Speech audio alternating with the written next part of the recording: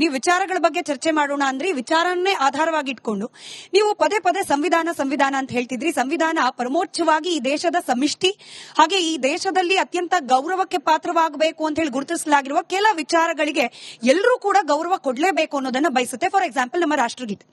ಇತ್ತೀಚೆಗೆ ವಿಶ್ವೇಶ್ವರ ಹೆಗಡೆ ಕಾಗೇರಿ ಅವರ ಒಂದು ಹೇಳಿಕೆ, ವಂದೇ ಮಾತರಂ 150ನೇ ವರ್ಷಾಚರಣೆ ಸಂದರ್ಭದಲ್ಲಿ ಅವರು ಕೊಟ್ಟ ಹೇಳಿಕೆ ನಮ್ಮ ನ್ಯಾಷನಲ್ ಆಂಥಮ್ಗೆ ಅವಮಾನ ಆಯಿತು ಅನ್ನೋ ಕಾರಣಕ್ಕೆ ಅವ್ರ ವಿರುದ್ಧ ಕೇಸ್ ದಾಖಲಾಗುತ್ತೆ. ಆದ್ರೆ ನೀವು ನೇರವಾಗಿ ವಿಶ್ವೇಶ್ವರ ಹೆಗಡೆ ಕಾಗೇರಿ ಅವರಿಗೆ, who is a BJP person, ಅವರಿಗೆ ಬೆಂಬಲವಾಗಿ ನಿಂತವರಂತೆ ಪೋಸ್ಟ್ ಮಾಡ್ಬಿಡ್ತೀರಿ. ಅವ್ರಿಗೆ ಬೆಂಬಲವಾಗಿ ನಿಂತಿರೋದಲ್ಲ, ನಾನು ಪ್ರಜಾಪ್ರಭುತ್ವಕ್ಕೆ ಬೆಂಬಲವಾಗಿ ನಿಂತಿರೋದು. ಅಂದ್ರೆ ನಾನು ಸಂವಿಧಾನಕ್ಕೆ ಬೆಂಬಲವಾಗಿ ನಿಂತಿರೋದು. ಒಂದೇ ರಾಷ್ಟ್ರಗೀತೆಗೆ ಅವಮಾನ ಮಾಡೋದು ಸಂವಿಧಾನಕ್ಕೆ ಒಳ್ಳೇದಾ? ಸಂವಿಧಾನದ ಆಶಯಕ್ಕೆ ಪೂರಕವಾದದ್ದಾ? ರಾಷ್ಟ್ರಗೀತೆಗೆ ಅವಮಾನ ಆಗಿದೆ ಅಂತ ನಾನು ಬಿಂಬಿಸೋನಲ್ಲ. ಇವಾಗ ಏನಾಗಿದೆ ಅಂದ್ರೆ 1930ರ ದಶಕ 40ರ ದಶಕದಿಂದ ಎಷ್ಟೋ ಈ ಚರ್ಚೆಗಳು ನಡೀತಾ ಇದೆ. ಒಂದೇ ಮಾತರಂ ಆಗಿರ್ಬೋದು, ಜನಗಣಮನ ಆಗಿರ್ಬೋದು, ಕಾನ್ಸ್ಟಿಟ್ಯೂಷನ್ ಅಸೆಂಬ್ಲಿ ಡಿಬೇಟ್ಸ್ ನಡೆದಿದೆ. ಒಂದೇ ಮಾತರಂ ಅನ್ನೋದು ಕೆಲವೊಂದು ಧಾರ್ಮಿಕ ಅಲ್ಪಸಂಖ್ಯಾತರಿಗೆ ಎಲ್ಲೋ ಒಂದು ರೀತಿಯಲ್ಲಿ ಅವರಿಗೆ ಆಗಬರದೇ ಇರೋ ಒಂದು ಕಾರಣಗಳಿಂದ ಅದನ್ನು ಒಪ್ಪದೆ ಜನಗಣಮನ ಅನ್ನೋದು ರಾಷ್ಟ್ರಗೀತೆ ಆಯ್ತು.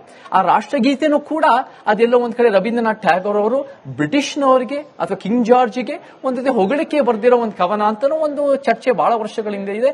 ಅವರು ಕೂಡ ರವೀಂದ್ರನಾಥ್ ಟ್ಯಾಗೋರ್ ಒಂದು ಲೆಟರ್ ಮುಖಾಂತರ ಅದು ಆ ರೀತಿ ಆ ಉದ್ದೇಶದಿಂದ ಮಾಡಿಲ್ಲ ಅಂತ ಹೇಳ್ತಾ ಇದ್ದಾರೆ.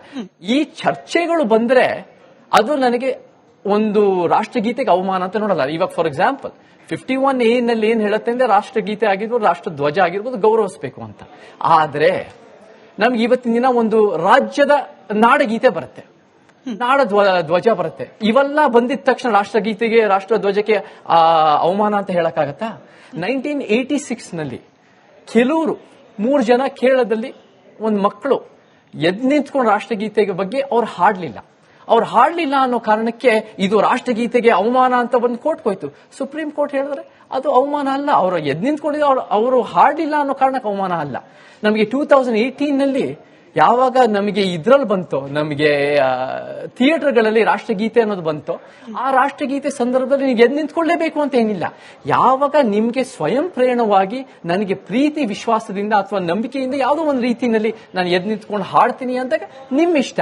ಬಟ್ ಅದನ್ನ ಹೇರಿಕೆ ಮಾಡೋದು, ಅದನ್ನ ಬಲವಂತ ಮಾಡೋದು ಅದು ಕೂಡ ಪ್ರಜಾಪ್ರಭುತ್ವಕ್ಕೆ ಸಲ್ಲದು.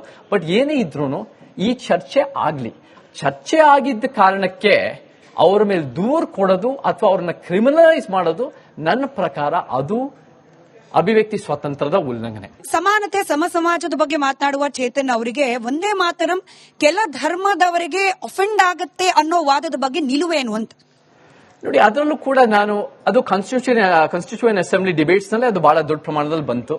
ಅದರಲ್ಲೂ ಕೂಡ ದುರ್ಗಾ ಅನ್ನೋದು ಬೇರೆದು ಪ್ರಸ್ತಾಪ ಆಗತ್ತೆ ಕೆಲವು ಸ್ಟ್ಯಾನ್ಸ್ಗಳಲ್ಲಿ.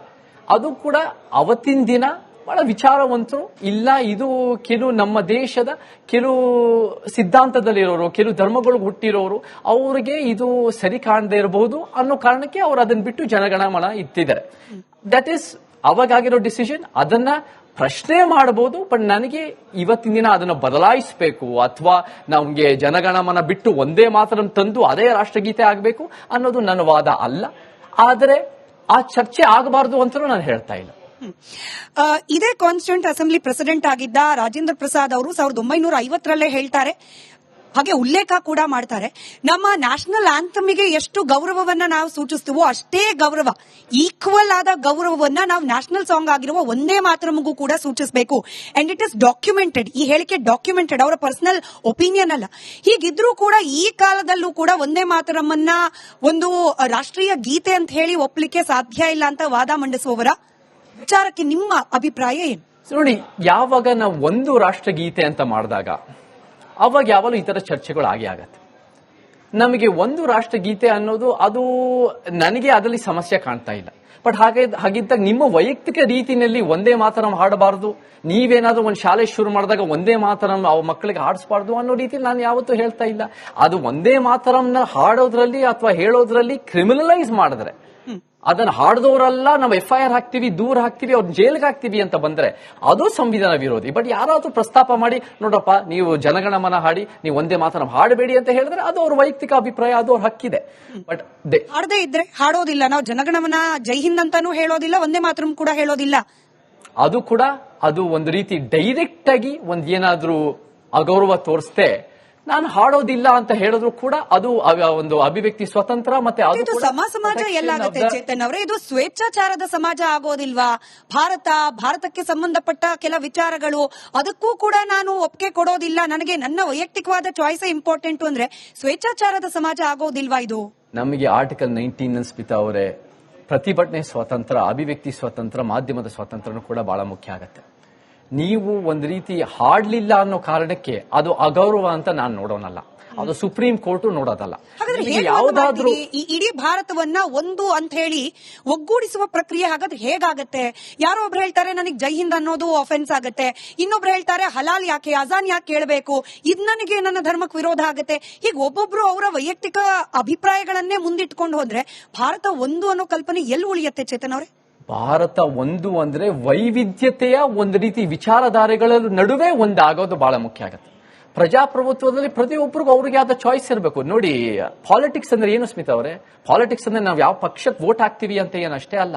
ಪಾಲಿಟಿಕ್ಸ್ ಅಂದ್ರೆ ನಮ್ಮ ದಿನನಿತ್ಯ ನಮ್ಮ ಆಯ್ಕೆಗಳು. ನಾವು 24 ಗಂಟೆ ಇರೋದು ನಾವು ಏನೇನ್ ಮಾಡ್ತೀವಿ ಅನ್ನೋದು. ಕೆಲವರಿಗೆ ಹಾಡಕ್ಕೆ ನಾನು ಖಂಡಿತ ನನಗೆ ಇಷ್ಟ, ನನಗೆ ಅದರಿಂದ ಒಂದು ಮನಸ್ಪೂರ್ವಕವಾಗಿ ಹಾಡ್ತೀನಿ, ನಾನು ಅದನ್ನ ಒಂದು ರೀತಿ ಗಟ್ಟಿಯಾಗಿ ಹಾಡ್ತೀನಿ ಅಂತ ಅನ್ಸ್ಬೋದು. ಕೆಲವರಿಗೆ ಇಲ್ಲ, ನನಗೆ ಹಾಡಕ್ ಮನಸ್ಸಿಲ್ಲ, ನನಗೆ ಕಾರಣಾಂತರಗಳು ಇರುತ್ತೆ, ಅದು ಕೂಡ ನನಗೆ ಅಗೌರವ ಕಾಣಿಸುತ್ತೆ. ಅದು ಕೂಡ ರೈಟ್ ಟು ಫ್ರೀಡಮ್ ಆಫ್ ಅಂದ್ರೆ ಪ್ರೊಟೆಸ್ಟ್ ಅನ್ನೋದು ಕೂಡ ಅವ್ರ ರೀತಿನಲ್ಲಿ ಸಣ್ಣ ಪುಟ್ಟ ರೀತಿನಲ್ಲೂ ಹಕ್ಕಿ ಇರಬೇಕು. ಅದರ ನಡುವೆ ನಾವು ಬದುಕಿದ್ರೆ ಅವಾಗ ಒಂದು ಉತ್ತಮ ಸಮಾಜ ಆಗತ್ತೆ ಹೊರತು ನನ್ನ ವಿಚಾರಗಳು ನಾನು ಬೇರೆಯವ್ರ ಮೇಲೆ ಹೇರಲೇಬೇಕು ಅನ್ನೋ ಒಂದು ರೀತಿಯ ಹೇರಿಕೆಯ ಮನೋಭಾವ ಅನ್ನೋದು ಕೊಡಬಾರ್ದು. ನಮಗೆ ನಿಜವಾಗ್ಲೂ ದೇಶದ ಮೇಲೆ ಅಷ್ಟು ಪ್ರೀತಿ ಇದ್ರೆ ನಾವು ನಮ್ಮ ರೀತಿಯಲ್ಲಿ ಹಾಡ್ತಾ ಬರ್ತೀವಿ. ನಾವು ನಿಜವಾಗ್ಲೂ ಯಾವಾಗ ಒಂದು ಅಥಾರಿಟೇರಿಯನ್ ರೂಲ್ ಆಗುತ್ತೋ, ಯಾವಾಗ ಒಂದು ಪ್ರಜಾಪ್ರಭುತ್ವ ಉಲ್ಲಂಘನೆ ಆಗುತ್ತೆ ಅಂದ್ರೆ ಯಾವಾಗ ನನ್ನ ವಾದನ ಬೇರೆಯವ್ರ ಮೇಲೆ ಹೇರಿ ಅದನ್ನ ಮಾಡದೇ ಇರೋರ್ ಮೇಲೆ ಜೈಲಿಗೆ ಹಾಕಿದ್ರೆ, FIR ದಾಖಲೆ ಮಾಡಿದ್ರೆ, ಹಾಗಾದ್ರೆ ನೀವು ಹೇಳ್ತಿರುವ ಈ ಅದು ಸುಪ್ರೀಂ ಕೋರ್ಟ್ ನೋಡೋದಲ್ಲ. ಹಾಗಾದ್ರೆ ನಿಮಗೆ ಹೇಗೆ ಯಾವುದಾದ್ರೂ ಮಾಡ್ತೀರಿ? ಈ ಇಡೀ ಭಾರತವನ್ನ ಒಂದು ಅಂತ ಹೇಳಿ ಒಗ್ಗೂಡಿಸುವ ಪ್ರಕ್ರಿಯೆ ಹಾಗಾದ್ರೆ ಹೇಗಾಗತ್ತೆ? ಯಾರೋ ಒಬ್ರು ಹೇಳ್ತಾರೆ ನನಗೆ ಜೈ ಹಿಂದ್ ಅನ್ನೋದು ಅಫೆನ್ಸ್ ಆಗತ್ತೆ, ಇನ್ನೊಬ್ರು ಹೇಳ್ತಾರೆ ಹಲಾಲ್ ಯಾಕೆ, ಅಜಾನ್ ಯಾಕೆ ಕೇಳಬೇಕು, ಇದ್ ನನಗೆ ನನ್ನ ಧರ್ಮಕ್ಕೆ ವಿರೋಧ ಆಗತ್ತೆ. ಹೀಗೆ ಒಬ್ಬೊಬ್ರು ಅವರ ವೈಯಕ್ತಿಕ ಅಭಿಪ್ರಾಯಗಳನ್ನೇ ಮುಂದಿಟ್ಕೊಂಡು ಹೋದ್ರೆ ಭಾರತ ಒಂದು ಅನ್ನೋ ಕಲ್ಪನೆ ಎಲ್ಲಿ ಉಳಿಯತ್ತೆ ಚೇತನ್ ಅವರೇ? ಭಾರತ ಒಂದು ಅಂದ್ರೆ ವೈವಿಧ್ಯತೆಯ ಒಂದು ರೀತಿ ವಿಚಾರಧಾರೆಗಳ ನಡುವೆ ಒಂದಾಗೋದು ಬಹಳ ಮುಖ್ಯ ಆಗುತ್ತೆ. ಪ್ರಜಾಪ್ರಭುತ್ವದಲ್ಲಿ ಪ್ರತಿಯೊಬ್ಬರಿಗೂ ಅವ್ರಿಗೆ ಆದ ಚಾಯ್ಸ್ ಇರಬೇಕು. ನೋಡಿ, ಪಾಲಿಟಿಕ್ಸ್ ಅಂದ್ರೆ ಏನು ಸ್ಮಿತಾ ಅವರೇ? ಪಾಲಿಟಿಕ್ಸ್ ಅಂದ್ರೆ ನಾವು ಯಾವ ಪಕ್ಷಕ್ಕೆ ವೋಟ್ ಹಾಕ್ತೀವಿ ಅಂತ ಏನಷ್ಟೇ ಅಲ್ಲ. ಪಾಲಿಟಿಕ್ಸ್ ಅಂದ್ರೆ ನಮ್ಮ ದಿನನಿತ್ಯ ನಮ್ಮ ಆಯ್ಕೆಗಳು. ನಾವು 24 ಗಂಟೆ ಇರೋದು ನಾವು ಏನೇನ್ ಮಾಡ್ತೀವಿ ಅನ್ನೋದು. ಕೆಲವರಿಗೆ ಹಾಡಕ್ಕೆ ನಾನು ಖಂಡಿತ ನನಗೆ ಇಷ್ಟ, ನನಗೆ ಅದರಿಂದ ಒಂದು ಮನಸ್ಪೂರ್ವಕವಾಗಿ ಹಾಡ್ತೀನಿ, ನಾನು ಅದನ್ನ ಒಂದು ರೀತಿ ಗಟ್ಟಿಯಾಗಿ ಹಾಡ್ತೀನಿ ಅಂತ ಅನ್ಸ್ಬೋದು.